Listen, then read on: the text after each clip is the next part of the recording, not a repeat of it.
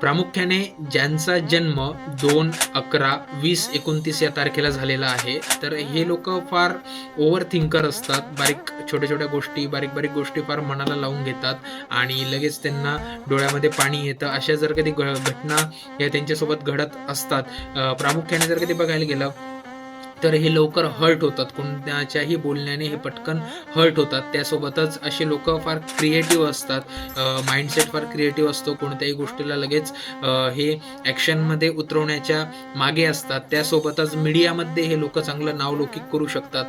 त्यासोबतच IT क्षेत्रामध्ये किंवा कॉम्प्युटर रिलेटेड क्षेत्रामध्ये हे चांगलं प्रावीण्य त्या ठिकाणी प्राप्त करू शकतात. हे खूप प्रेमळ असतात. त्यांनी जर कधी ठरवलं की बाबा आपण एखाद्याला जीव लावायचा, तर हे त्याच्यासाठी पूर्णपणे 100% आपले स्वतःचे द्यायला हे लोक प्रामुख्याने त्या ठिकाणी तयार होतात. हे फार दिसायला अट्रॅक्टिव्ह असतात आणि हा जो काही त्यांचा अट्रॅक्टिव्हनेस आहे, का हा चार चौघामध्ये लगेच त्यांना प्रामुख्याने समोरच्याला लगेच तो भुरळ टाकण्यासारखा असतो. आणि त्यासोबतच जर कधी काळजी जर कधी प्रामुख्याने घेत असेल, तर हे चेहऱ्याची, त्याच्यानंतर आपण कोणते कपडे घातले पाहिजे, आपण समोरच्या सोबत काय बोललं पाहिजे आणि त्यासोबतच आपण कुठे उठलं बसलं पाहिजे याची प्रामुख्याने 2/11/2029 ह्या तारखेला जन्म झालेले व्यक्ती काळजी घेतात.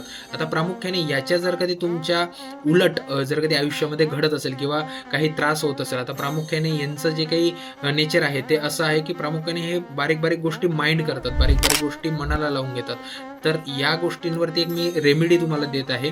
तर उजव्या हातामध्ये चांदीचं कडं तुम्ही हे वापरू शकतात. जर कधी स्त्रिया असतील तर उजव्या हातामध्ये पहिल्या बोटामध्ये तुम्ही एक चांदीची अंगठी वापरायची आहे.